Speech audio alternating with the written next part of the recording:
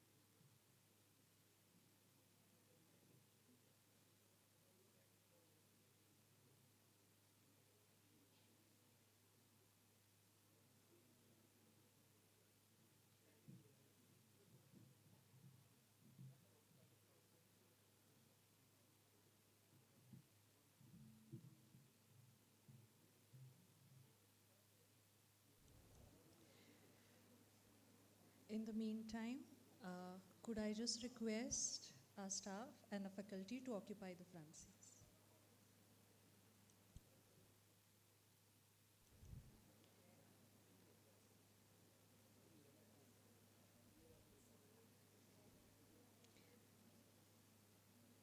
A warm welcome to our chief guest and our guest of honor.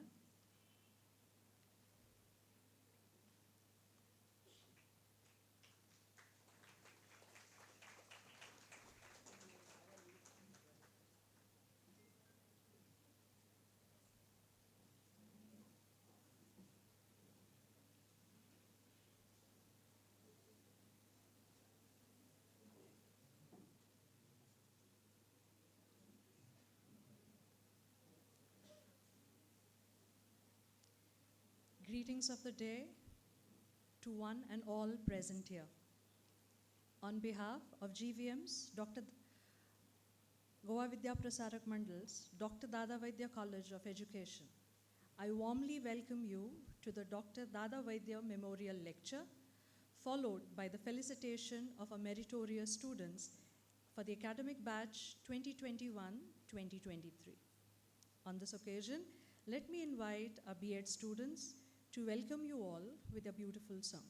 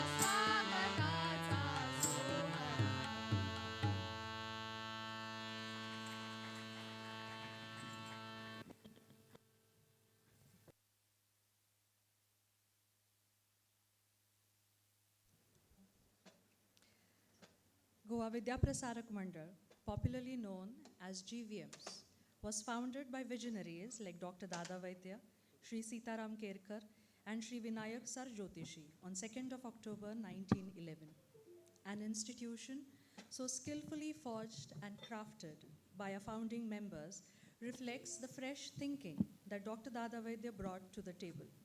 His thoughts and ideas were way ahead of his time. To quote him, अज्ञानांनी सज्ञान व्हावे, निरक्षरांनी साक्षर व्हावे, साक्षरांनी सुशिक्षित व्हावे, सुशिक्षितांनी विचारवंत व्हावे, विचारवंतांनी आचारवंत व्हावे व आचार विचारवंतांनी अज्ञान, दारिद्र्य व दौर्बल्य हे जे समाजास ग्रासणारे 3 शत्रू आहेत त्याविरुद्ध सामना देऊन विजय मिळवावा अशा माझ्या आकांक्षा आहेत. आय unquote. We realize the grandeur of his vision, especially now when the social and governance considerations are getting mainstreamed with the advent of National Education Policy 2020. His prudent strategies are still playing out, trouncing the ills of the society and playing it forward for each one of us present here. And hence, to commemorate the birth anniversary of such a great visionary on the 8th of September, Goa Vidya Prasarak Mandal initiated a lecture series in 2021 titled Dr. Dada Vaidya Memorial Lecture. And today, 8th of September, is the 3rd lecture in this series titled Madai Basin, a Tiger Reserve for Goa. To start us all on an auspicious note, we will now have the lamp lighting ceremony, followed by paying a floral tribute to the portrait of Dr. Dada Vaidya. To do the honors, we have an esteemed gathering amongst us. May I please request the dignitaries to join us for the ceremony. Let me now invite our chief guest, Advocate Norma Alvarez, our guest of honor, Professor Dr. F.M. Nadav, President of GVM's General Body, Shri Bhaskar Khandeparkar, Chairman, GVM's Working Committee, Shri Krishna Shetty, Secretary of GVM's Working Committee, Shri Jayant Mandurkar, Principal Dr. Georgian Matthew, and all others to do the honors.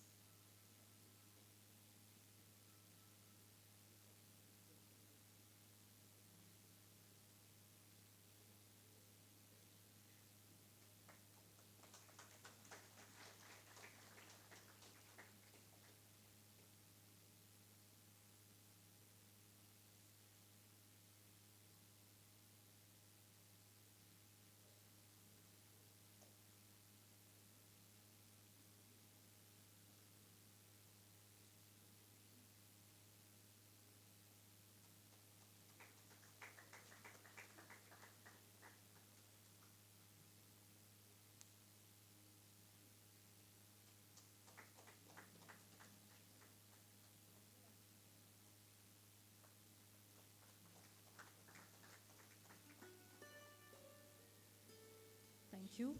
I now request the dignitaries to pay a floral tribute to Dr. Dada Vaidya's portrait.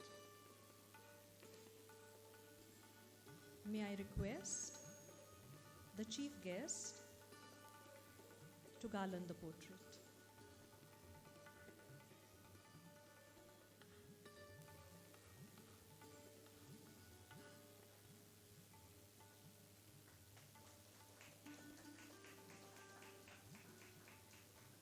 I request all the other dignitaries to play a floral tribute to Dr. Dada Vaidya's portrait.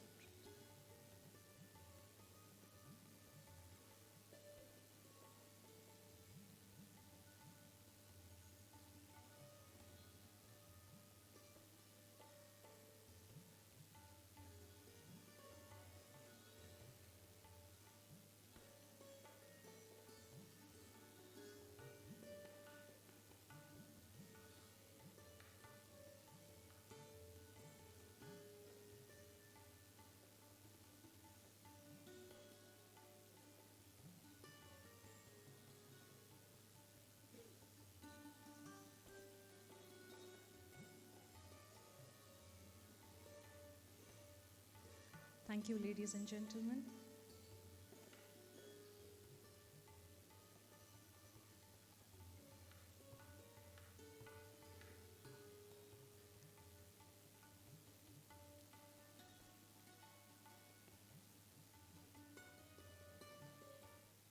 I now request Principal Dr. Georgian Matthew to escort all the dignitaries to the stage.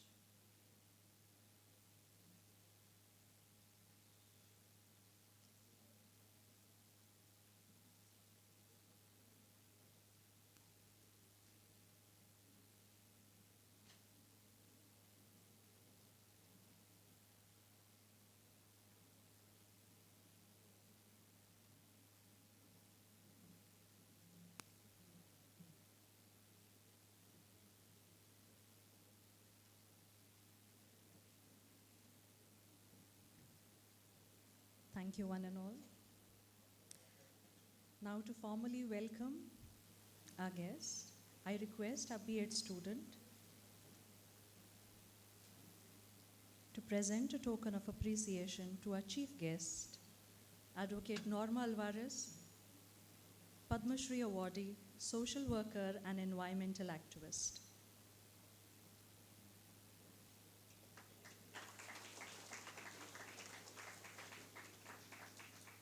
Thank you.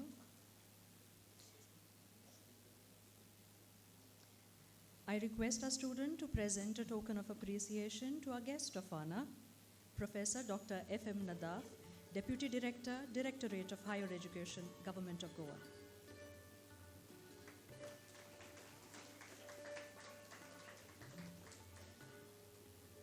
Thank you. I now request our student to present a token of appreciation to Chairman Working Committee, Goa Vidya Prasarak Mandal, Shri Krishna Shetty sir.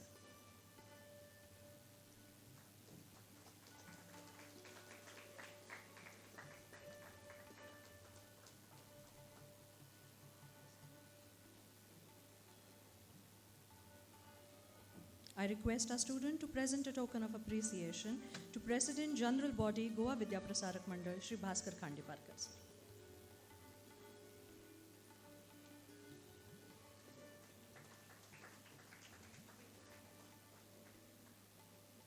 I request our student to present a token of appreciation to our Secretary, Working Committee, Goa Vidya Prasarak Mandal, Shri Jayant Mandurkar sir.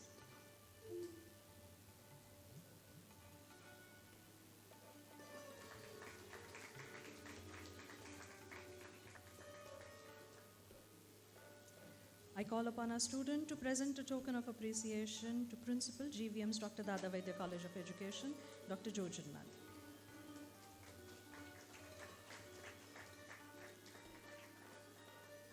Thank you. And I now request our students to warmly welcome our esteemed dignitaries seated ahead.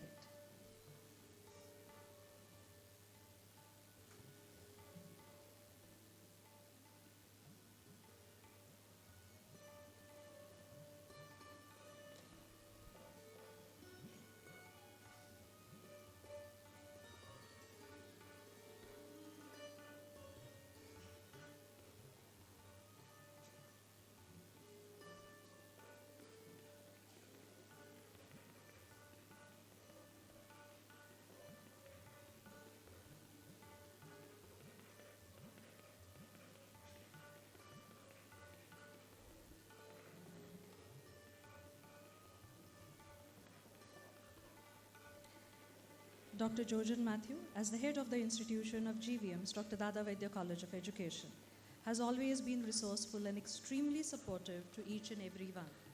I request Dr. Matthew to formally welcome the gathering.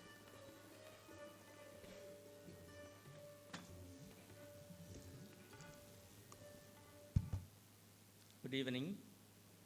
We are honored and privileged to celebrate Dr. Dada Vaidya's birth anniversary every year in this college. Dr. Dada Vaidya, who was born on September 8, 1859, was a multifaceted personality. He has contributed significantly to medicine, education, arts, literature, political and social upliftment. On this day, we remember his contributions and achievements, and I am sure that this will inspire all of us, especially our students. Before I welcome the esteemed guests, I would like to say a few words about our college. GVM's Dr. Dada Vaidya College of Education is a unique institution in the state of Goa. We have courses ranging from pre-primary to PhD in education. Ours is the only institution in the state of Goa offering a master's degree in education, a university recognized diploma in pre-primary teacher education, and a PhD in education. Even Goa University doesn't have a department of education, but we have. Since 1993, we have trained 29 batches of B.Ed trainees. 104 students appeared for B.Ed annual examination last year. Out of 104, 73 got distinction and 30 got first class. Since 2005, 18 batches of students have been trained to become pre-primary teachers. Last year, 30 students appeared for university exam for pre-primary teacher training course, and all of them passed the exam with good grade. Out of 36 students appeared for M.Ed final exam, 33 passed with first class and 3 with second class. We have 4 research guides guiding 18 students for PhD degree in the Faculty of Education. Most of our students who passed out from our M.Ed department got permanent jobs in Goa. We started this program in 2019 when there was a great demand for teacher educators in the state of Goa. There are 21 students cleared net examination in our M.Ed department. 7 students cleared set examination. 31 papers have been published so far by our M.Ed students.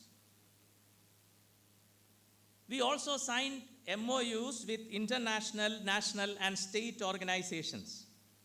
We have signed MOU with ARIO, Association of International Researchers of Indian Origin, based in US. We will be conducting an international seminar on research on September 15th and 16th in association with this organization. We also signed MOUs with Eudoxia Research Center, Eudoxia Research University US, GPAD, and many other institutions in the state of Goa. We conduct regular programs on various topics in education and research in association with these organizations. It would be difficult to find a teacher education institution or a school in Goa without a teacher educator or a teacher from Goa Vidya Prasarak Mandal's Dr. Dada Vaidya College of Education. We have uploaded our self-study report, and the DVV, data verification and validation process, is on, and we are expecting a good NAC grade. Now, all this was possible because of the continuous support of the management and the dedicated, hard-working staff of our college. Today, we are privileged to have Advocate Norma Alvarez, a renowned social worker and environmental activist, as our chief guest and keynote speaker. On behalf of the management, staff, and students, I welcome you, ma'am, to this institution. We are privileged to have Professor F.M. Nadav, Deputy Director of Higher Education, with us. Recently, I met Sir, and I was telling him about the facilities in the college. Then Sir expressed his willingness to visit our college. Immediately, I invited him and told him that there is a program, and he accepted our invitation. And on behalf of the college, management, and staff, I welcome you, Nadav sir, to our institution.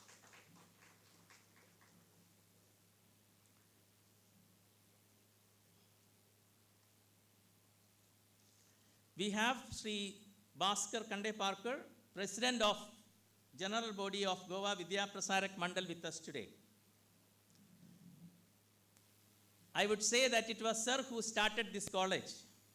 Sir was instrumental in starting this College of Education in Ponda.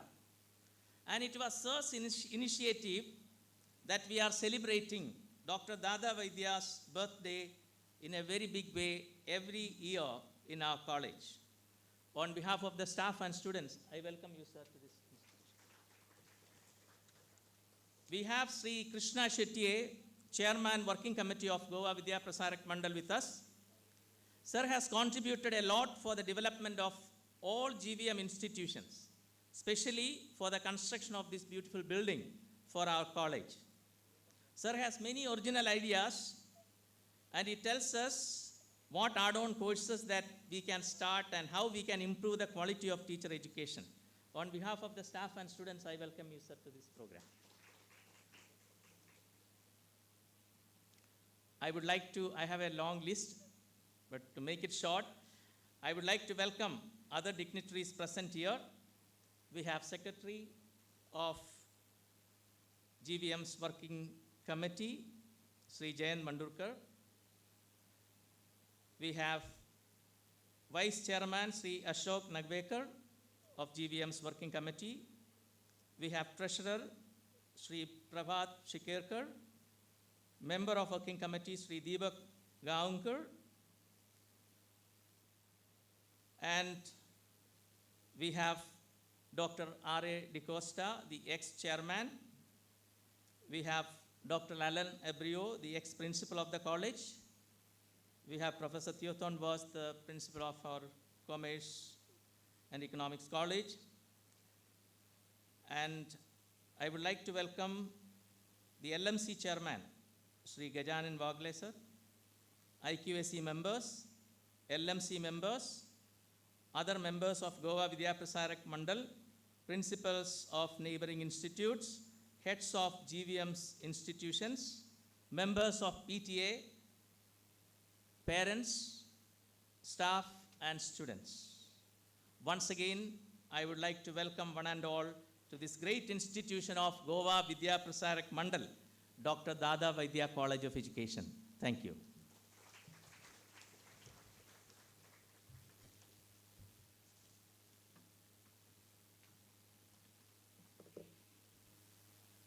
Thank you, sir. Shri Bhaskar Khande Parkar, President, General Body, Goa Vidya Prasarak Mandal, is recognized for his undying enthusiasm to learn and his passion and zeal to excel in whatever he does. We have seen at close quarters his deep commitment to the values and belief system that has made GVM's what it is today. May I request, sir, to kindly address the gathering, please. Good afternoon. We are all here today to pay our respects to the founder of Goa Vidya Prasarak Mandal, Shri Dr. Dada Vaidya, on his 164th birth anniversary. If you look back during the days when Dada Vaidya lived, Goa was under Portuguese rule. But till Dr. Dada Vaidya was born in 1959, but till 1910, there was no question of setting up any kind of business or any activity or any educational institute in the state of Goa because it was under the Portuguese rule. But in 1910, Portugal became democracy, it became republic, and the Hindu community or the majority community were entitled or allowed to form their own institutions. And in order to get this directive from the government of Portugal, a person played a key role in it was Dr. Antonio José de Almeida, who was a Portuguese parliamentarian who later on went to become the president of Portugal in 1930s. It was because of his efforts that the rights of the majority community in Goa were restored.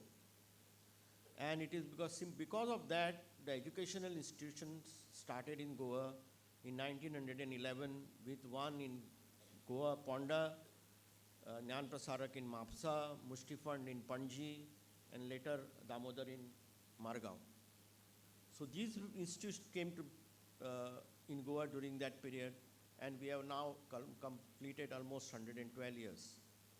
So the kind of efforts, the dedication that Dr. Dada Vaidya put in to put this institute on such a sound footing, it's because of his efforts, his dedication, that we are all here today with more than 550 staff members and 9,500 students, with right from kindergarten to the PhD level education available right here in the state, in the town of Ponda.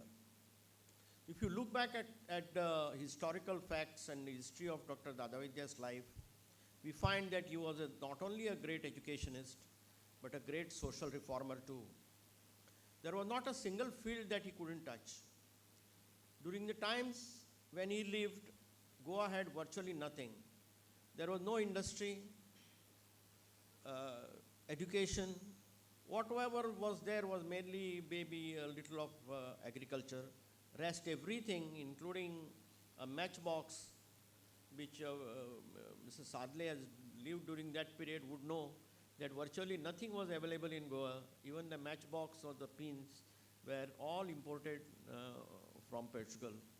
Even I remember in my days, even the petrol cans were imported from other places. Nothing absolutely was available in Goa. But when he first got the opportunity, he was a great doctor, a very famous doctor of Ayurvedic doctor of Goa, and he also earned money. But the entire money, if you see at the end of his life, he used for social causes. The school which we have now in Ponda, the part of the land was, along with the building, was donated by Dr. Dada Vaidya to the school. Whatever that was deficit in the pays of to be paid to the teachers was made good by Dr. Dada Vaidya. Not only in education, you must have noticed Goa was behind rest of India in almost everything. If you look back, or even now for that matter, we do not have any industry or any skills in Goa except maybe preparing a good feni that we have in Goa. Take for example textile.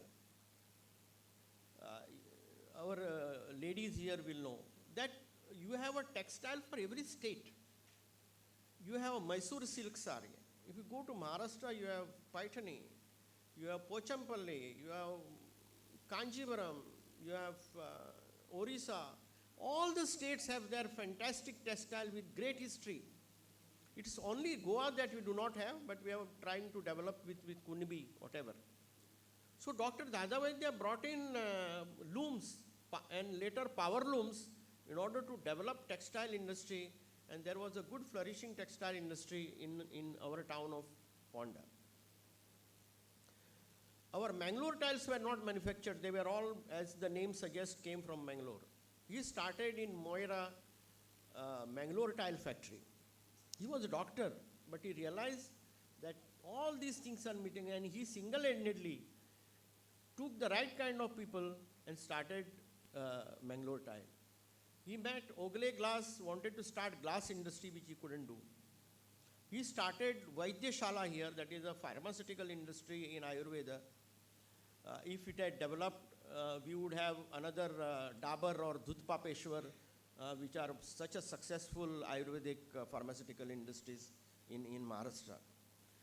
Then even on social causes, what affected the community, he worked a great deal.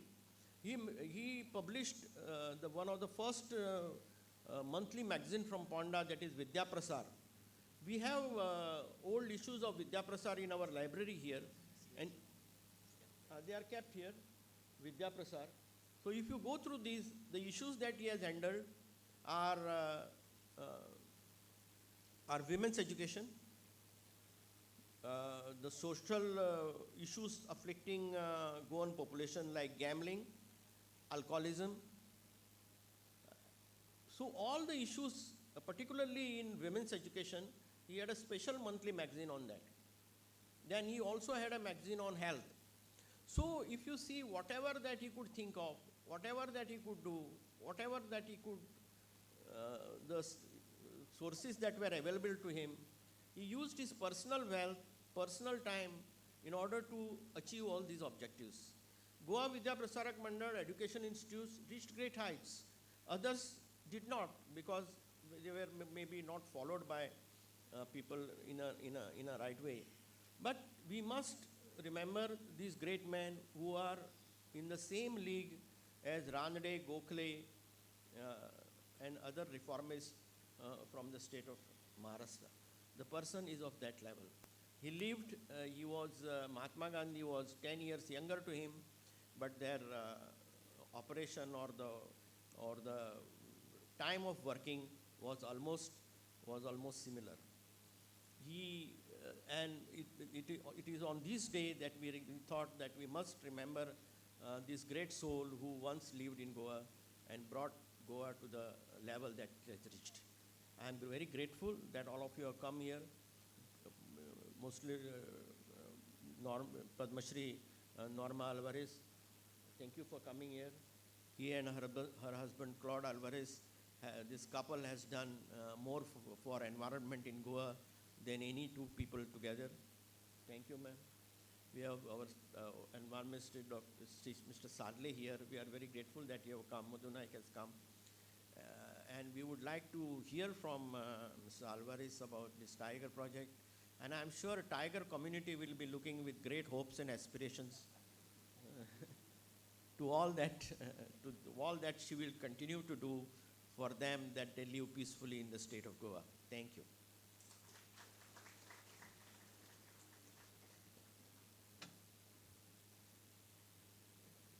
Thank you, sir, for such a wonderful speech. It is, yes, indeed a pleasure and honor to have with us as our chief guest, Advocate Norma Alvarez, Padma Shri awardee, an activist and campaigner on social and environmental issues of public concern, especially in the state of Goa. To know more about our chief guest, I now invite Dr. Hani Babu. In the meantime, I request the dignitaries on the dais to be seated in the audience to have a better view of Madam's presentation, if I may. Thank you.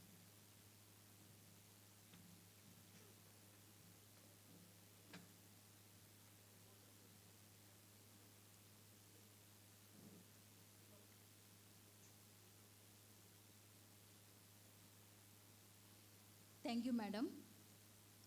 The one who is the cornerstone of an extraordinary record of ferocious battles and activism.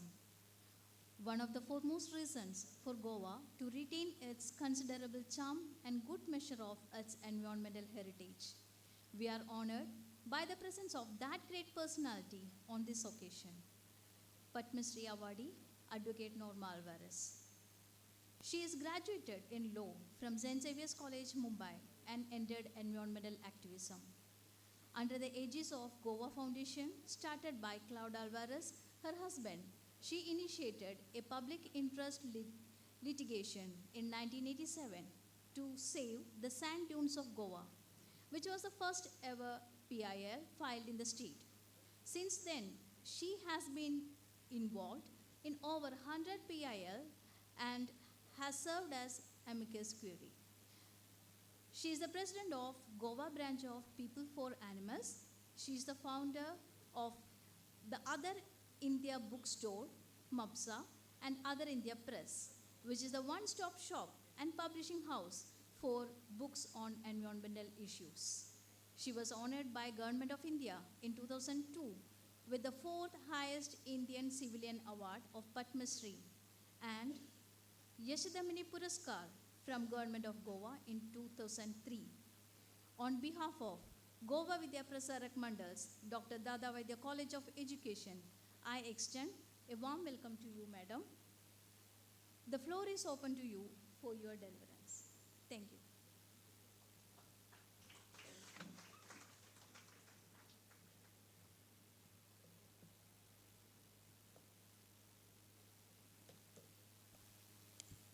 Thank you very much for that introduction.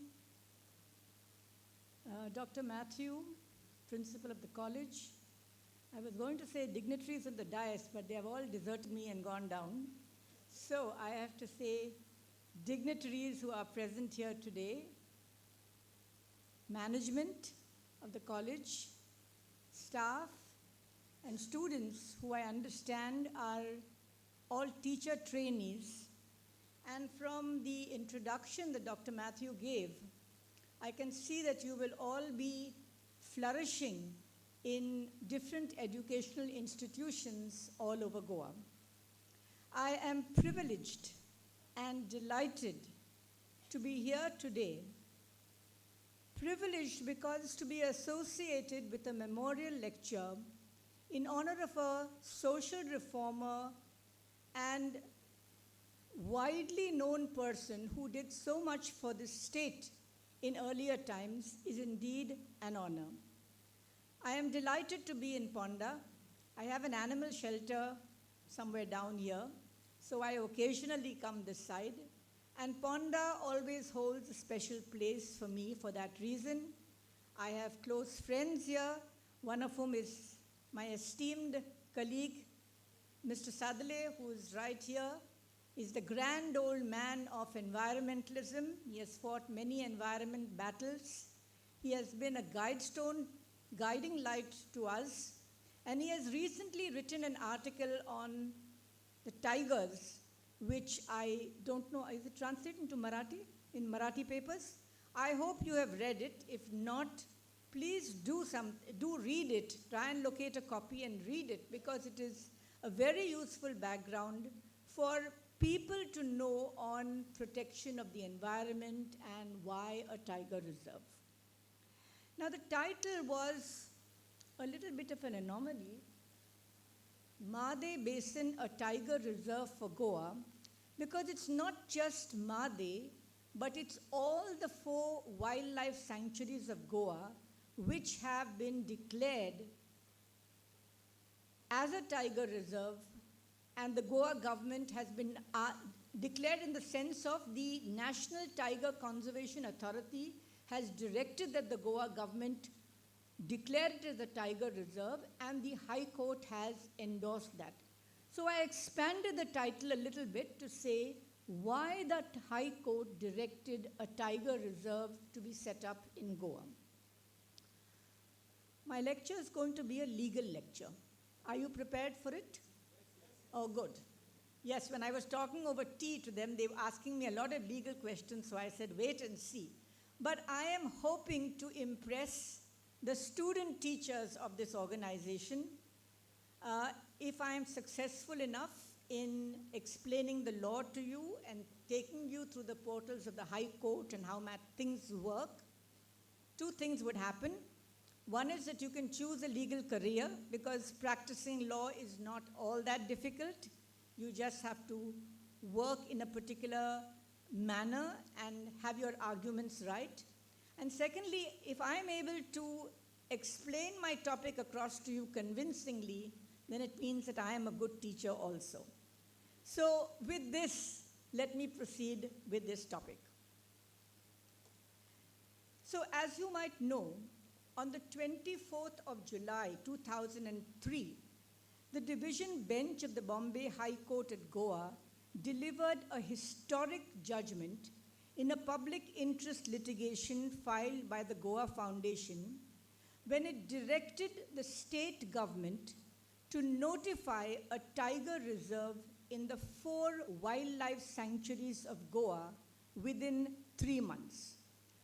Now, within minutes of the judgment, literally minutes of the judgment, the news channels, the TV channels were all flashing this as a breaking news item, that High Court has directed a tiger reserve for Goa. And immediately following were a host of comments from different people, organizations, environmentalists, activists, and so on. It was a matter of great satisfaction to us that most of the comments, overwhelming majority of the Goan population, was in favor of the tiger reserve and applauded the High Court for it. The lone dissent was that of the Forest Minister of Goa, who said that the government will appeal the order. He had not read the judgment because it was within minutes of it, and I was keeping bated breath, awaiting the judgment. So I was a little surprised at how, without reading the judgment, the minister had already decided to appeal it. But that says much about the government also. Now, the judgment opens with a wise and very compelling quote from the Mahabharata. It says, "If there is no forest, then the tiger gets killed. If there is no tiger, then the forest gets destroyed. Hence, the tiger protects the forest, and the forest guards the tiger. The forest protects the tiger guards the forest." So the forest and the tiger are synonymous. One cannot exist without the other. These are wise words from the Mahabharata. You might say that is centuries ago. How relevant is this today? Is there any truth or wisdom in these words today? And para 19 of the judgment answers this query. It says, "The tiger is a unique animal which plays a pivotal role in the health and diversity of an ecosystem." That is the entire ecology of the area. The tiger is pivotal to it. It is a top predator at the apex of the food chain. It is a predator top of the food chain. Therefore, the presence of tigers in the forest is an indicator of the well-being of the ecosystem. The protection of tigers in forests protects the habitats of several other species. Even though it is a predator, it means that those other animals can exist. Indirect benefits of preserving a tiger include ecosystem services like protection of the rivers, other water sources, prevention of soil erosion, and improvement of ecological services like pollination, water table retention, etc. Conversely, the absence of this top predator indicates that the ecosystem is not sufficiently protected. And for this reason, tigers are variously described as keystone species, important species, flagship species, indicator species, or umbrella species. So if there is a tiger, it means that there is a food chain. There are certain animals at the top of the food chain: the tiger, the leopard, the panther, the wild boar, the bison, the gaur. These are all top level animals. A tiger won't easily attack them unless it is a very agile, young, in the prime of its health kind of tiger. Otherwise, they will go for lesser animals like the deer, the fox, the monkeys, the wild dogs, the coyotes, the hyena. The younger ones will go for lesser species, the rabbit, the hare, rodents. These animals at the lower level will feed on pastures. So if the lower level animals are there, it means that the pastures are there. If the pastures are there, it means the biodiversity is there. It means the pollination is happening. It means the bees are there. It means the ecosystem is safe. But if the tiger is not there, if it does not have food, it moves out. It could die, but it also could try and move out, which is why Goa, which is known as a tiger corridor, we are a slim stretch, which you will see in a minute, a slim stretch of forest land connecting Karnataka Tiger Reserve with Maharashtra. We serve as a corridor, but we serve as a route where the tigers can move up and down, meaning thereby that Karnataka forest is protected, Goa forest is protected, Maharashtra forests are also safe. Now, have there been tigers in Made? There are a lot of things said about, we haven't seen a tiger for the last 5 years, we don't know if there is a tiger there or not, and so on. So let us see what the court recorded about tiger populations. Tiger populations have for a long time thrived in the forests of Sattari, Bisholi, Sange and Kepe Taluka. And this is something that people living in those areas know about very well. It is ingrained in their subconscious. There are names like Vageri, abode of the tiger. This is in Sattari. It's a place called Vageri. You wouldn't have a place named like that if there were no tigers at one time or another in that area. This highlights the deep-rooted connection between the villagers and these creatures. There are people in Sattari, Rajendra Kerkar, a very well-known environmentalist, who says to me, you know, madam, when I was young, I could not fall asleep unless I heard the roar of the tigers.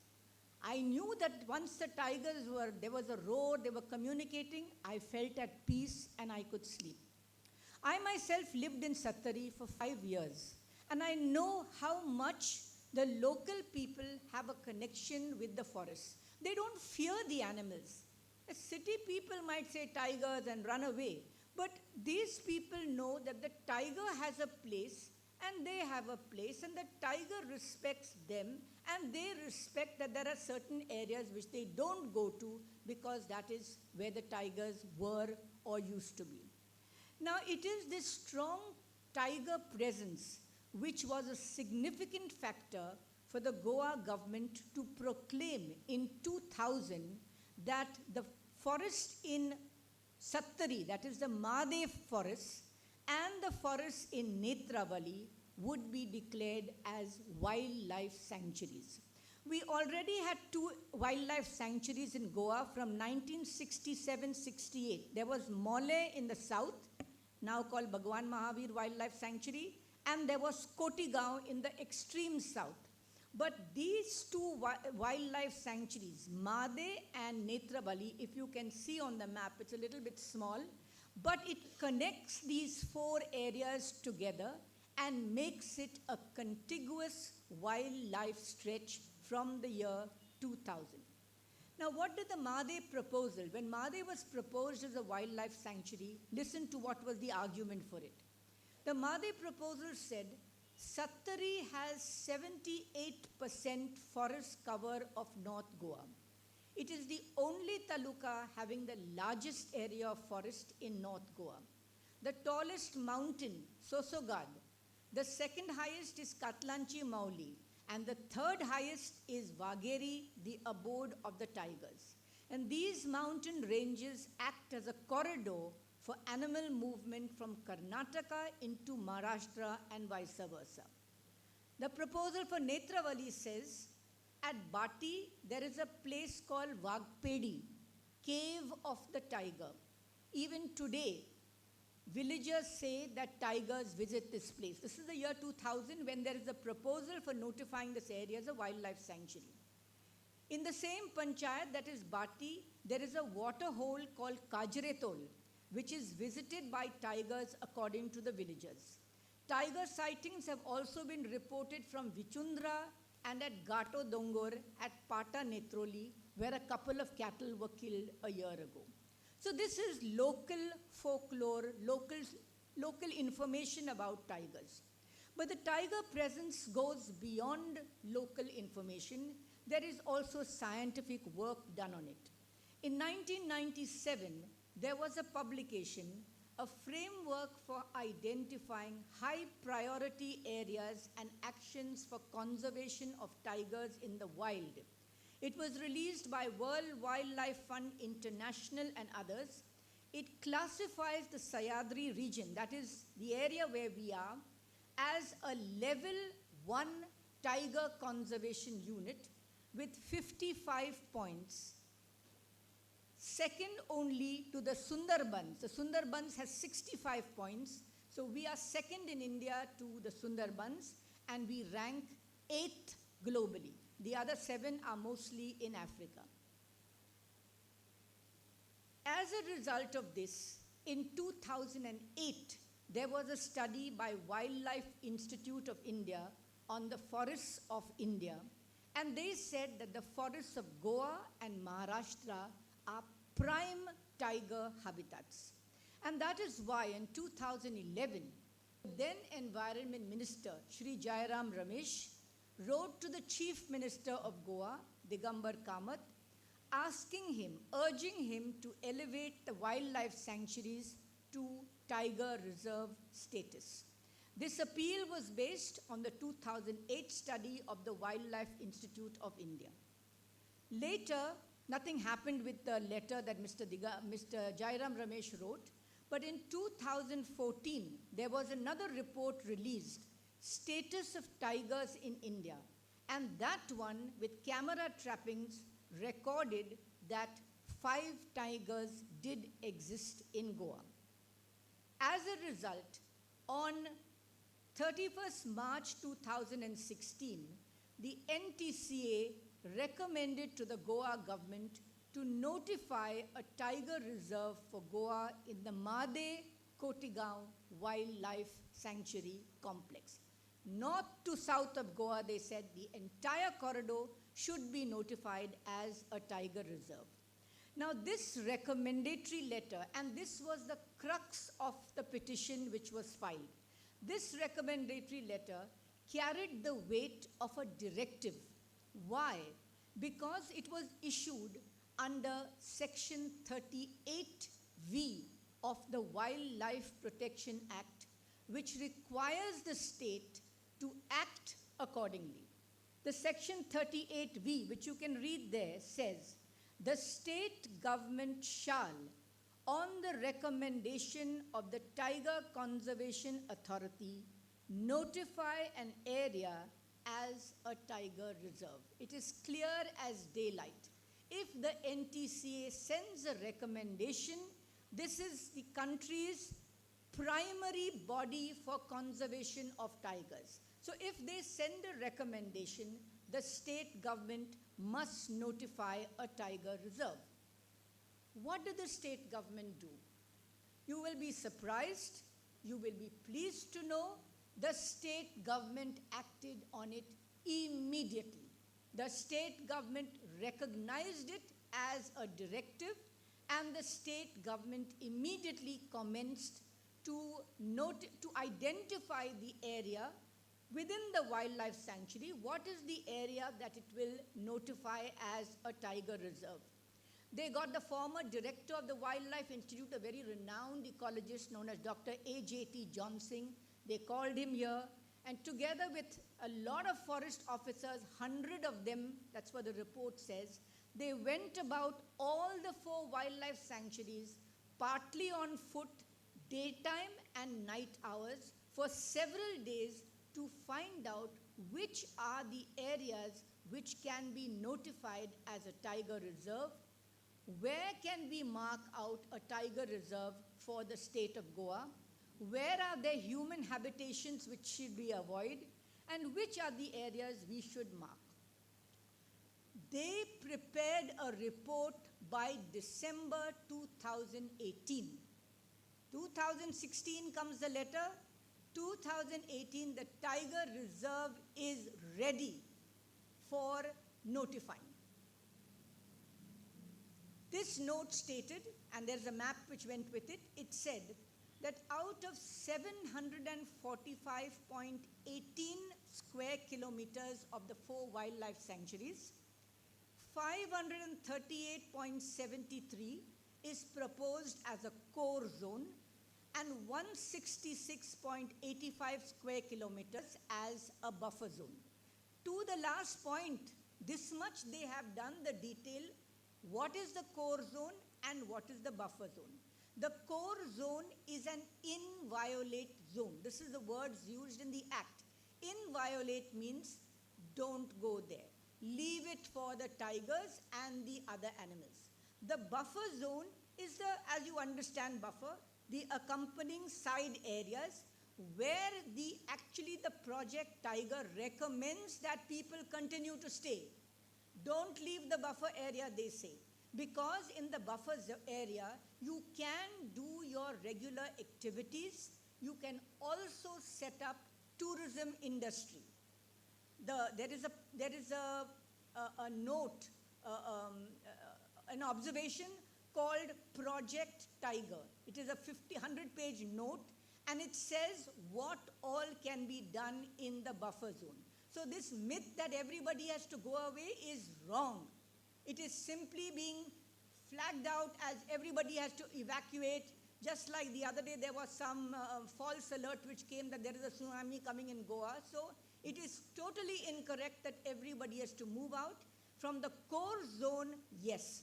But when this tiger reserve was being identified, they took care to see that the main villages, the habitable villages, were excluded from the tiger reserve.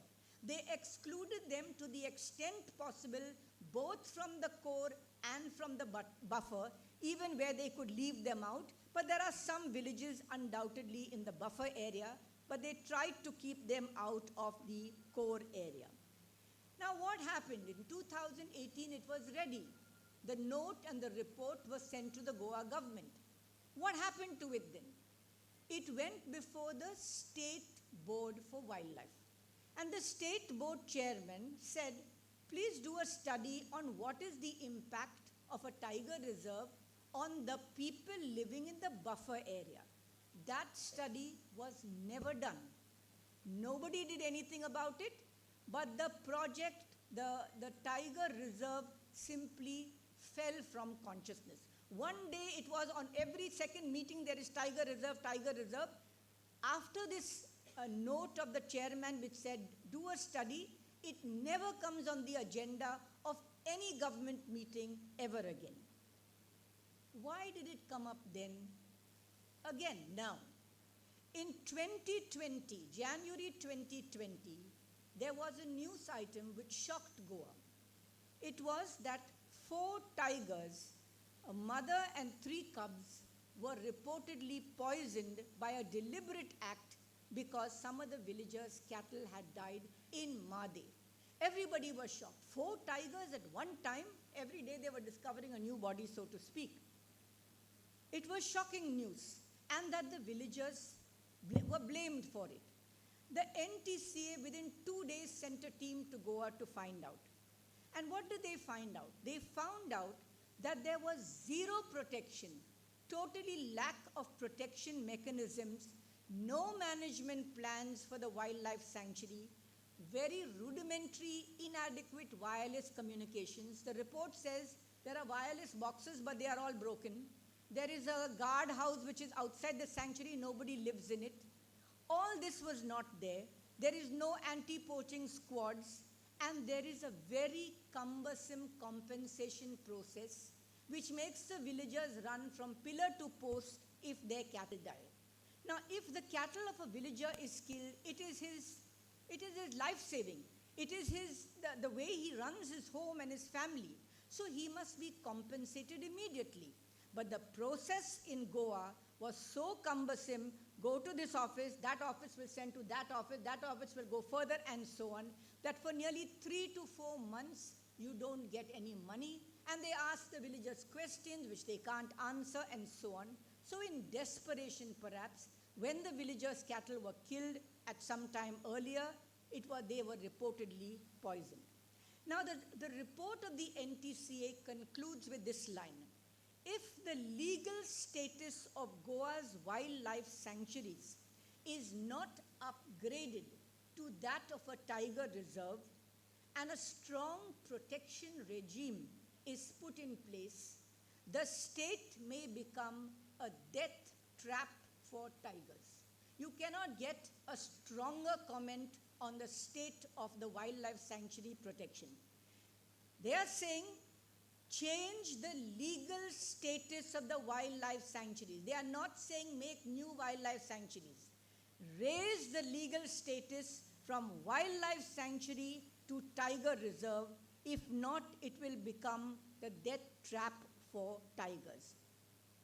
Why do they say raise the legal status? Because when the legal status is raised, you get a whole lot of benefits from the central government in terms of monetary cash, hard cash from Project Tiger in order to protect the wildlife sanctuary. This is the bottom line of it all.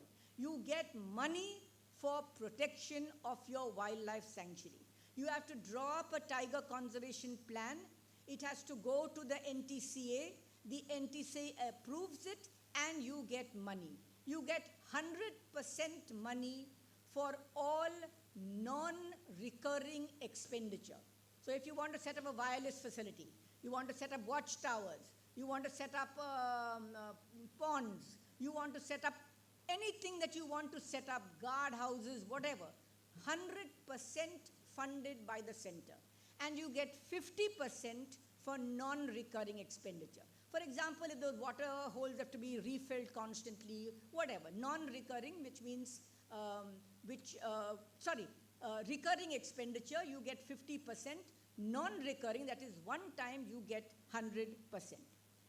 Now, it is because of the January 2020 death of tigers and the fact that the Goa Foundation, an organization I represent very often in the High Court in environmental matters, because of this, that Goa Foundation filed a public interest litigation asking the High Court, please direct the Goa government to send this tiger conservation plan to the NTCA for money for protection of the tiger reserve and notify it as a tiger reserve.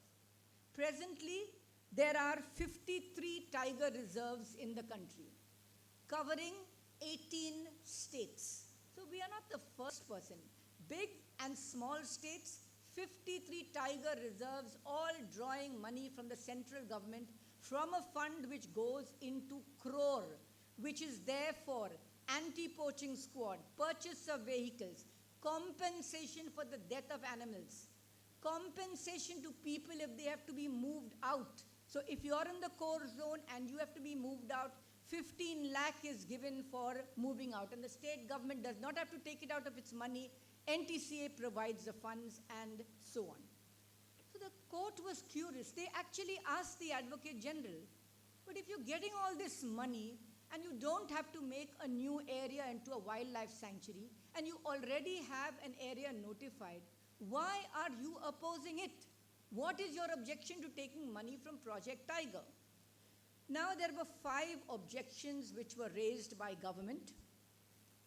First one was the interpretation of law.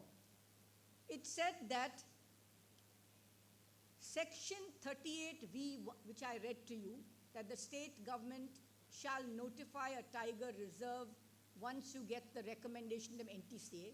They said that that notification, that order, that section is not mandatory, it is directory. Directory in legal language, it means in plain language, it is optional. The difference between mandatory and directory is this. If I say to you, you may leave the room, it is optional. You can go or you may not go. If I say, you must stay in this room till the lecture is over, it is mandatory. It means you have to stay. Now in law, when the word shall is used, it is always treated as mandatory. If the word may is used, it is directory, it is optional. So the government said that it is not mandatory for us to do it, even though we did it. We have the area, but it is not mandatory to do it because we have to conduct surveys and studies. Secondly, they quibbled over the validity of the communication. They said there is no resolution of NTCA saying that Goa should be. There is no letter which says we recommend. The letter says it is in the fitness of things that Goa shall have a tiger reserve. So they quarreled with the letter. Thirdly, they said that this is not the right time for a tiger reserve. There are certain preconditions that we have. We must first compensate the forest people who will have to move out of the wildlife sanctuary. Then they said that there is no fixed time frame in the law and there are no penalties. If we don't notify a tiger reserve, the law doesn't penalize us for anything. And finally, they said that we are giving all animals equal protection. We don't see why we should protect the tiger alone and give it a special protection and make it a tiger reserve. For us, all animals are equal and we are protecting everybody. So what did the High Court do? The High Court took the last argument first. That is, you are giving everybody protection. And it first started out with para 19 of the judgment, which I read to you, saying why the tiger is a unique animal, and if you protect the tiger, how you are protecting the entire ecosystem. And then it also said that the government's claim that you are giving all animals equal protection should not mean that you are giving nobody any protection. Because they referred to the NTCA report, which said that there is no management plan, there is no scheme for protection, there are no wireless communications, there are not enough anti-poaching squads and so on. They said, by saying that we are making everybody equal, don't make everybody into zero. Don't make all the animals without protection at all. That is not something that we can accept. They also referred very extensively to why corridors are important for tiger reserve. And they said that without corridors, a tiger habitat becomes fragmented. If it becomes fragmented, it becomes isolated. So if there is a tiger reserve in Karnataka and Goa has nothing, and there is in Maharashtra, there is Bhimgad also in Karnataka, the connecting tiger corridor, connecting tiger reserve, if they are isolated, it becomes fragmented. The tigers become isolated. Two things happen. Inbreeding happens. The tigers cannot go anywhere. There is inbreeding. Fighting takes place also because male adult tigers cannot live in the same place. Each tiger, each male must move out and form a family of its own. You may have seen that movie, The Lion King, how that there is that uncle and that younger cub, they are quarreling with each other and they have to move out. So they cannot stay in the same place. They must move out. And therefore, tigers require movement. They need to move from one place to another for the tiger to survive, for genetic health, to prevent inbreeding, and to prevent overcrowding. Now, on the state's submission that the letter of the NTCA is directory, means it is optional and not mandatory, the court refused to accept it, more because they said that after the letter has been sent to you, at least 3 times NTCA has sent reminders, and finally they have sent a report saying Goa will become the death trap for tigers. What worse comment do you want on Goa's protection of the tiger in this regard? And therefore they read the law as shall has to be read as mandatory. That section 38V has to be read as the state will notify a tiger reserve in this state. Then they also said that if we consider it as optional, then every state can decide, well, I want, well, I don't want. And then there is this premier project of the country, flagship project, Project Tiger. This year we are celebrating the 50th year of Project Tiger. It was started in 1973 by the Prime Minister Indira Gandhi, soon after the Stockholm Conference, which was an international conference for protecting the Earth's resources. And Project Tiger was initiated, started out with 2 tiger reserves, now has expanded to 53 in 18 states, and money being poured into it, and India is boasting everywhere of Project Tiger, rightly so, because we have taken a lot of effort. So we cannot simply say that we will not set up a tiger reserve. There is one more sentence that the court said which is important. It said, this court cannot blink at the reality that often at the state level, regional, parochial, and at times even narrow political considerations may prevail over the most significant national interests. We are saying that don't just think about your little local fiefdom, your little Sattari Taluka where you are an MLA, your little area which you want to protect. Think of the national interest. This is also in the national interest. About consequences, that there is no penalties, the court said a state government should not argue like this, that there is no penalty for us because the state has to enforce the Wildlife Act. The court took up very carefully the last claim, which was that we have to first settle the rights of the forest dwellers. And the court looked at it and said, 1967 and 1968, you have the Mole Wildlife Sanctuary declared and the Kotigaon Wildlife Sanctuary declared. 57 years have passed and you are still saying that you have not settled the forest claims?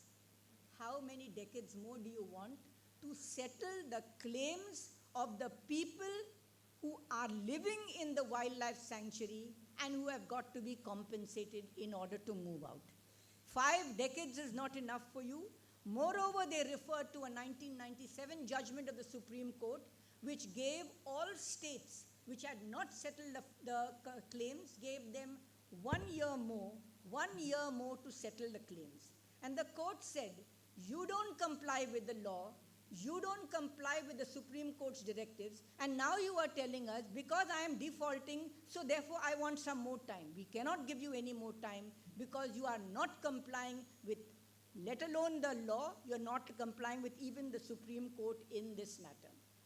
And then finally it concludes by citing various judgments where it says that the Supreme Court has urged that because of human interference, a lot of wild animal species are disappearing because of poaching, because of wildlife trade, because of increased human pressure, because of climate change, because of epidemics and so on.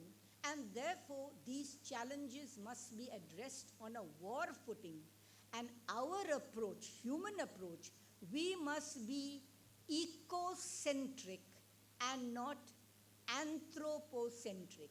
Anthropocentric is we humans are the top of the universe. We will protect ourselves.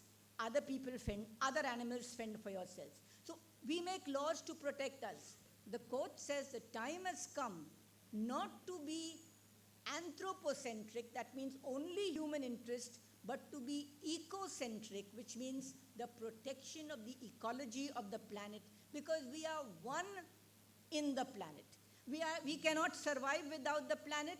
We cannot survive with the animals, the birds, the trees, the fruits and the flowers around us. So our approach must be ecocentric. And therefore this is in judgment after judgment. And then finally the court concludes by saying that this thing that is being said, that large sections of the population would need to be relocated, is not correct. It says that there is a misinterpretation that the moment the area is notified as a tiger reserve, there will be large-scale displacement of the population and the rights of the forest dwellers will be drastically affected. This needs to be corrected. Material on record shows that Goa Forest Department officials have already excluded the high habitation areas from the proposed tiger reserve while preparing the plan. Besides, the Wildlife Protection Act and the Project Tiger guidelines stress coexistence of humans and wildlife. Because in the Project Tiger, they, as I said to you already, they are encouraging tourism because that is a means of earning for the people in these areas. And you will see that in the Kali Tiger Reserve, There is so much of a tourism happening. Who is complaining that we don't have jobs? So villagers can be retrained as guards, as guides, people to show around, people to set up small shops and so on. And therefore it says Goa Forest Department must initiate a campaign to assure the scheduled tribes and the forest dwellers that their interests will not be adversely affected and that their concerns will be suitably addressed in the tiger conservation plan, which the state government must send to the NTCA within 6 months. And therefore it gave the government only 3 months to notify a tiger reserve. 3 months is a short time, but the plan is ready. The area is ready. The Goa government never argued that that area was wrong. The Goa government never argued that we don't want a tiger reserve. And the court asked in fact the court asked me, they said, Mrs. Alvarez, you're not raising any arguments as to why Goa should have a tiger reserve. I said, but they are not saying they don't want a tiger reserve. And Advocate General said, we want a tiger reserve, only not just now. We want to settle forest rights. And the court said, 57 years you can't do it. No, we cannot wait that long. Goa cannot become a death trap for tigers. And that is why I would conclude by saying that while the court was emphatic in its judgment of the urgency of tiger conservation and ecosystem preservation, it also was very concerned about the livelihood, the economy, the development, the social and cultural concerns of the local people, the scheduled tribes, the people who inhabit these areas.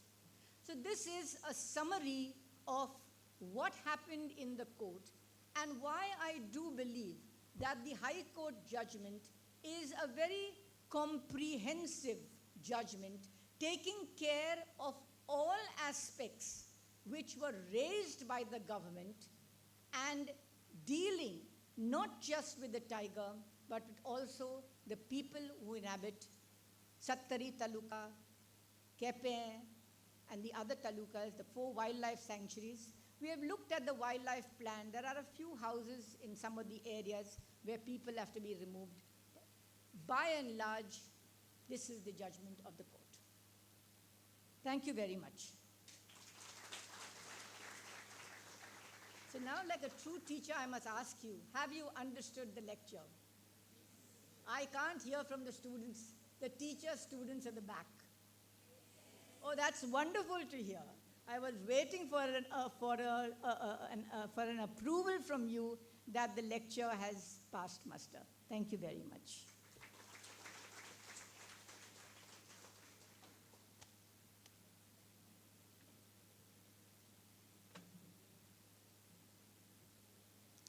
Thank you, madam. Yes, please.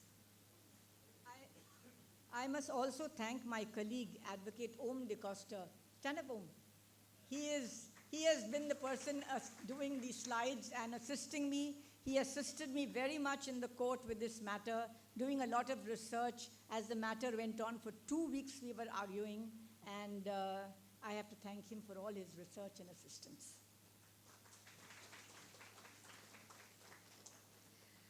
Thank you, madam, for such an informative session. And I'm sure all of us present here unanimously agree that madam is a natural teacher.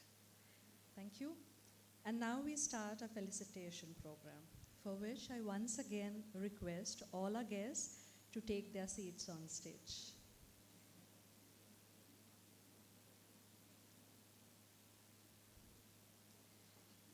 By this, we pay heed to the request of the lady of the function and give her company. Thank you.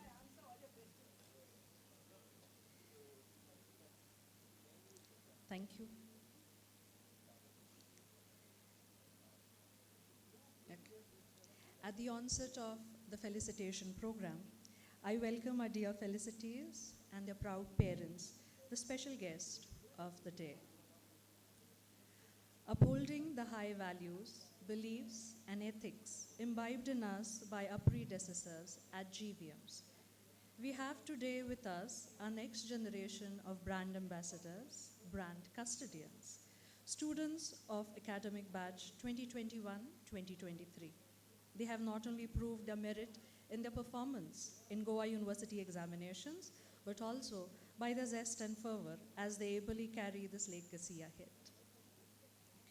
And for this, it is an absolute pleasure to have with us as our guest of honor, Professor Dr. F.M. Nadaf, Deputy Director, Directorate of Higher Education, Government of Goa, an established academician and an acclaimed professor in geography who has graciously agreed to felicitate our meritorious students. Before the felicitation, we would like to know more about our guest of honor, for which I invite upon Mr. Vinayak More.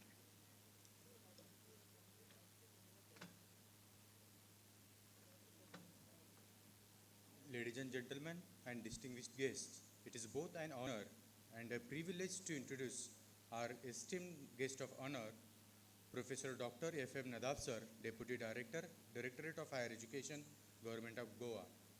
Sir also holds an additional charge as the Principal of Government College, Borda Margao, with a remarkable career spanning over academia, research and service.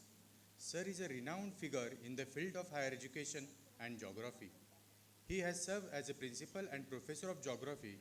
He has played a pivotal role during the challenging times of COVID-19 pandemic, coordinating efforts for private hospital management. Sir's contributions extends beyond the classroom, as he has chaired and been a member of various committees, board of studies, professional bodies and organizations. His dedication to research has exemplified by his role as a research guide at Goa University, with an impressive tally of research projects, research papers, and books to his name.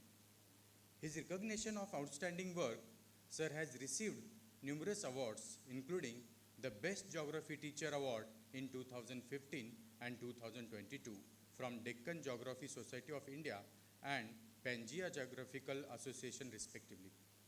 His commitment to excellence in higher education earned him the prestigious State Teacher Award from Government of Goa for the year 2021-22. Ladies and gentlemen, please join me to extending a warm welcome to Professor Dr. F.M. Nadaf, a true luminary in the world of education and geography. We are honored to have you with us today, sir. I request to our guest of honor, Dr. Nadaf sir, to address the gathering.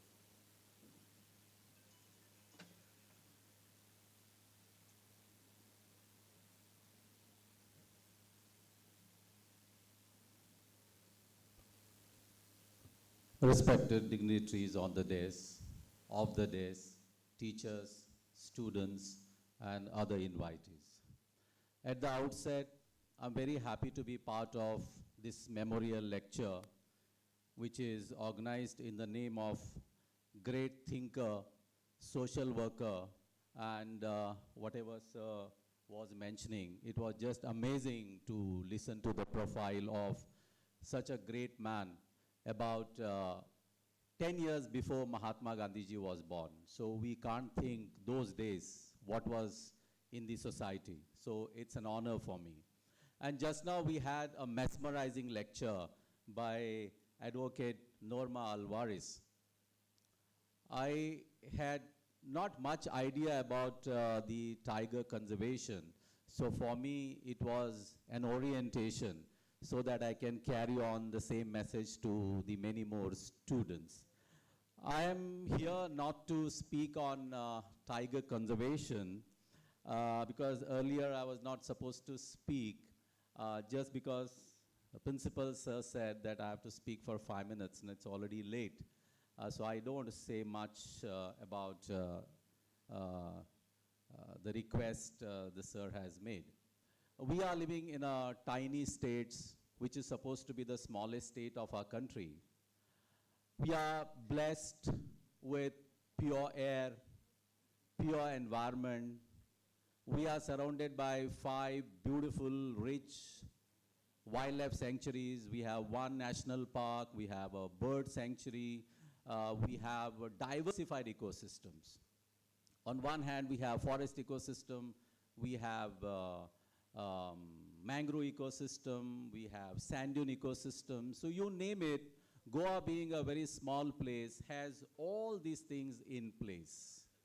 But how long it's going to remain virgin? Because the signs which are visible today tell us that maybe in 5 years or 10 years down the line, we may curse ourselves that we are blessed to live in the state of Goa because of the impact of global warming and climate change. Goa is very small place, as I said earlier. The direct impact of global warming and climate change are not visible the way they are visible in bigger states. But if you go to the micro level and try to understand, surely we will be able to see. And those things are not reported on day-to-day basis. As of now, our temperature in Goa has increased by about 1.5 degrees centigrade. And I think by 2050, it's going to increase by 2 degrees centigrade. So we know what is happening with the rise in temperature, but by 1.5 degrees centigrade. So when it's going to add to another 0.5 degree in the years to come, so what's going to be life, we just can't imagine. The impact of this is on our sea level, which is a common known fact. According to one of the studies, 20% of the Goan coastline is getting eroded. We have 105 kilometers of coastline. Of that, nearly 20 kilometers is already eroded. There are many sensitive pockets where our sand dunes are getting depleted. Our sand dune vegetation is getting depleted because of tourism and because the human interference that is happening. And we have not spared even mangroves. We are there because mangroves are protecting us. So we have not spared even the mangroves. These days, we can see the unpredictability in the character of rain. So we had days wherein consistently we used to get rains. June, we used to get about 25 to 30% of the rains. In July, about 35 to 40% of the rains. Then August, we would get 10 to 15, and by September end, our rains would get withdrawn. That was how we were experiencing for all these years. But now, last few years, you can see change in the character of monsoon. We don't know when the monsoon is going to come and when the monsoon is going to end. But we know that we are going to get lots of rains. The average rainfall is more or less same, though the monsoon is coming late and going early. But the problem is the intensity of the rains. This year we have experienced. So initially there was no monsoon. And when monsoon came, it came with such an intensity that it created a havoc for about 10 days. And after that, the rains have almost diminished. And we know, like, once in a while we have rains, and that to be not with the way normally we used to experience.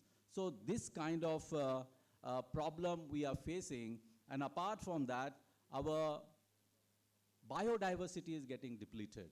If at all we are here, it's only because of the biodiversity, because biodiversity gives us food, clothing, and shelter.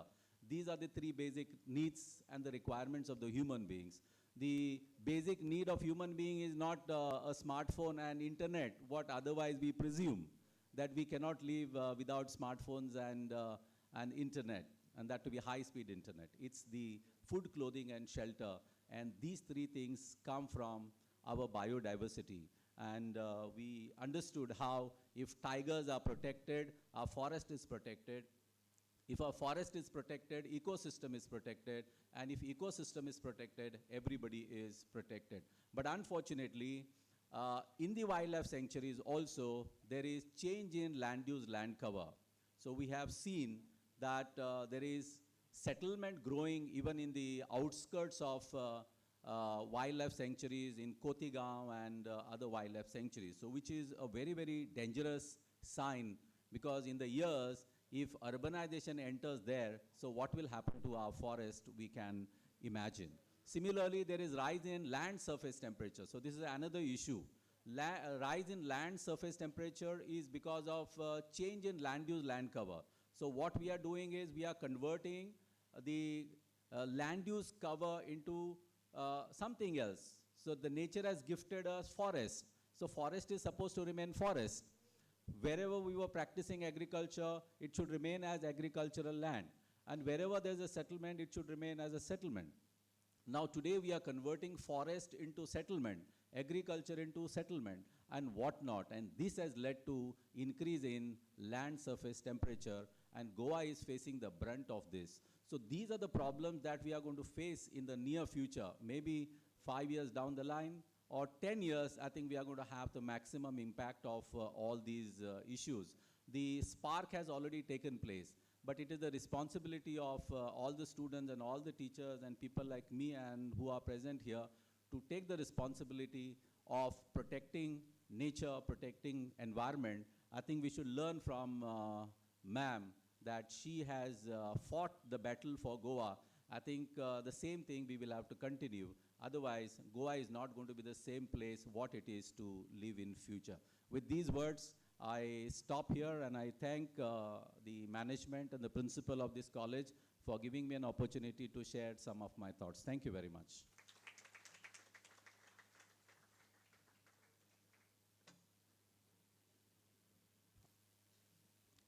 Thank you, sir, for such a remarkable speech. And now, I invite Mr. Gautam Gowde and Mr. Diptesh Verinikar to take over. Thank you.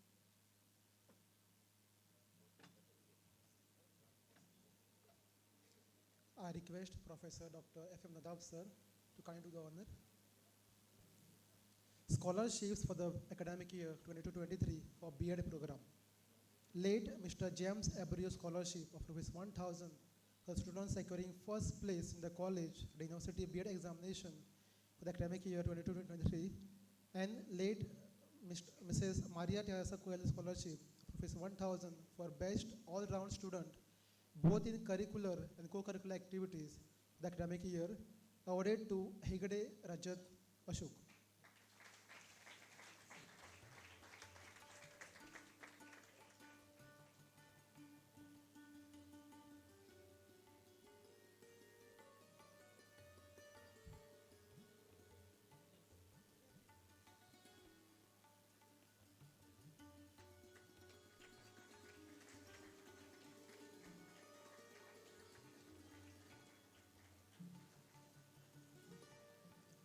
Late Mr. Victor Disa Coelho Scholarship of ₹1,000 for students securing second place in the college, the university B.Ed examination for the academic year, awarded to Madekar Pradnya Vinayak.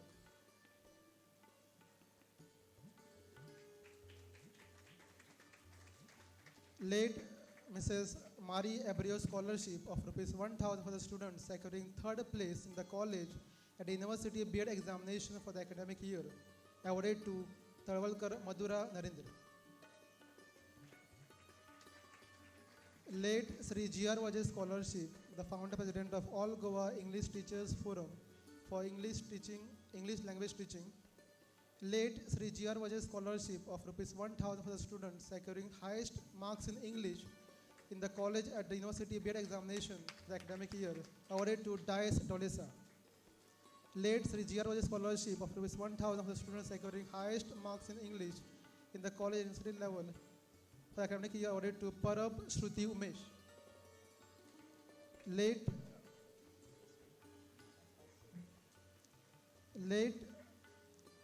G.R. Vajay Scholarship of ₹1,000 for the students securing second highest marks in English in the college, awarded to Carvalho Kitty. Late Sri G.R. Vajay Scholarship of ₹1,000 for students securing third highest marks in English is awarded to Abreu Jewel Savia.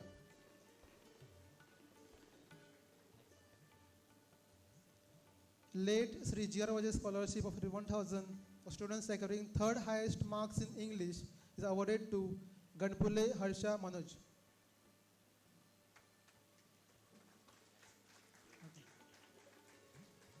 Now I request Diptesh Verinikar sir to take over.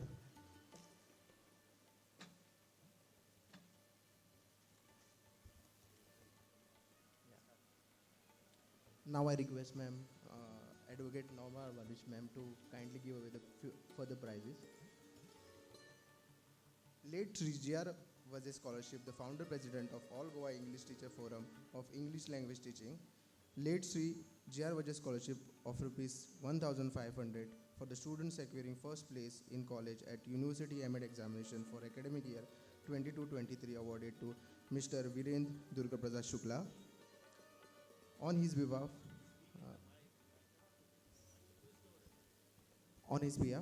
his mother has come.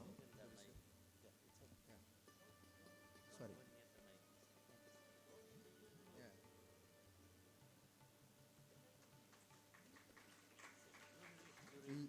Late, late Sri G.R. Vajay scholarship of rupees 1,000. Late Sri G.R. Vajay scholarship of rupees 1,000 for students acquiring second place in college at University M.Ed examination for academic year 2022-23 awarded to Miss Ruhi Mohammad Sheikh. Late Sri G.R. Vajay scholarship of rupees 1,000 for the students acquiring third place in college university M.Ed examination for academic year 2022-23 awarded to Miss Dipali Ramesh Korde.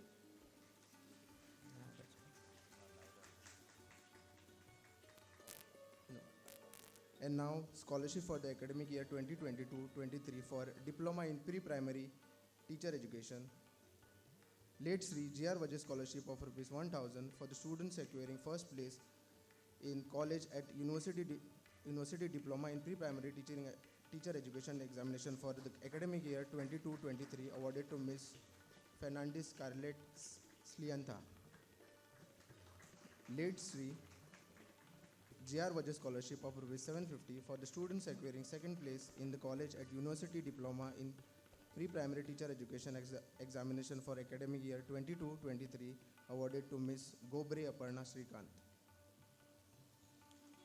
Late Sri G.R. Vajay scholarship of rupees 750 for the students acquiring third place in the college at University Diploma in Pre-Primary Teacher Education Examination for the academic year 22-23 awarded to Miss Ramina Pooja Shivlal.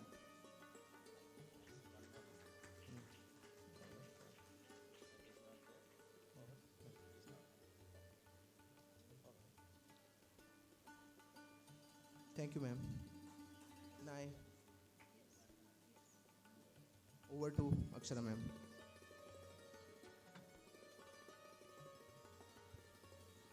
Thank you.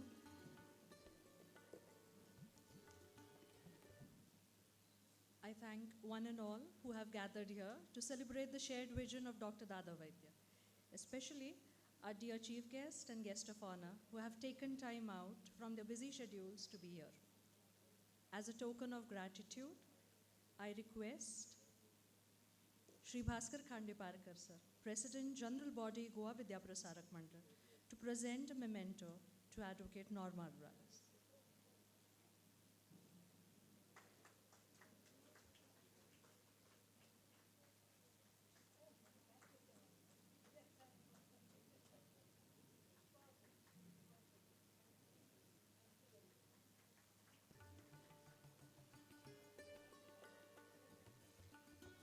Thank you.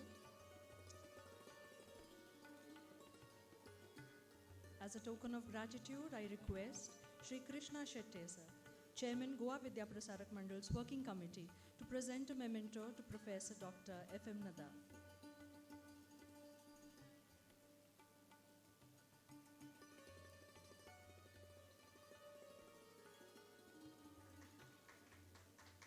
Thank you. Again, as a token of gratitude, I request Shri Jayant Mandurkar, Secretary Goa Vidya Prasarak Mandal's Working Committee, to present a memento to Advocate Om De Costa, who has not only accompanied a chief guest but has stood shoulder to shoulder with her for a good cause. Thank you.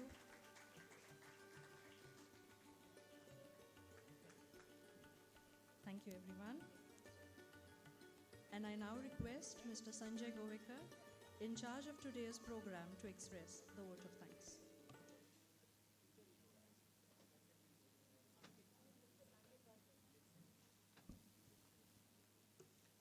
Thank you, Akshita ma'am. Thank you, Akshita ma'am. Dignitaries on the days, ladies and gentlemen.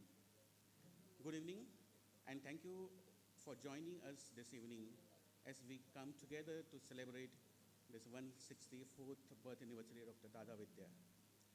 It's an honor and privilege to me to stand before you as a program coordinator to deliver this vote of thanks. First and foremost, I want to express my heartfelt gratitude to each and every one of you for being here with us today. Your presence here makes this celebration even more meaningful and joyous. I would like to extend sincere appreciation to Advocate Norma Mem for that beautiful and thought-provoking keynote address, and Professor Dr. F.M. Navsar, who has taken the time to join us and share in the joy of the milestone. Your presence and the wisdom have added an extra layer of warmth and happiness to this event, sir and ma'am. I thank you to Shri Bhaskar sir, Shri Krishna Shetty sir, Shri Jayant Mandurkar sir for having given the precious time and the guidance to us. I also want to express my deepest thanks to the sponsors, Goa Vidya Prasarak Mandal, who have supported us throughout the journey. Your contributions and collaborations have been instrumental in making this event a success, and we are grateful for your ongoing support also, sir. We are thankful to other dignitaries like GVM's committee members, headmasters and principals of different institutions, IQAC, PTA and LMC members for having joined us. We are also thankful to all the meritorious students and their parents for joining us in spite of their own busy schedule and commitments. A special thanks goes out to the dedicated team who has worked tirelessly in different committees behind the scenes to plan and execute this anniversary event, not forgetting the melodious song, welcome song, which was sung by the students, which made the celebration truly spectacular. Once again, thank you all for being a part of this wonderful event. Thank you, and good night.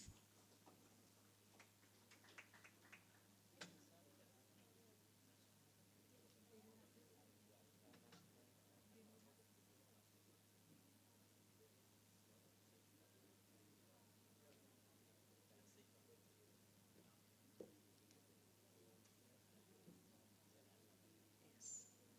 I kindly request the dignitaries and the audience to rise for the national anthem.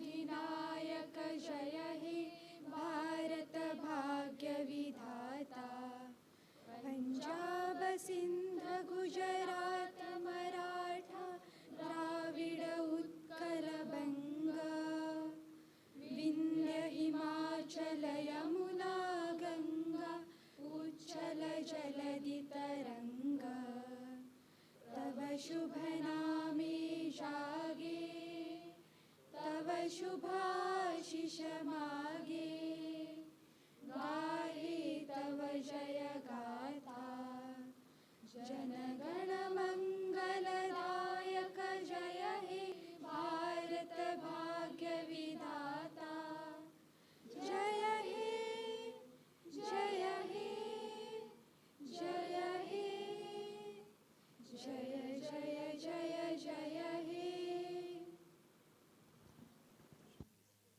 Thank you, everyone. Refreshments are served. Please have.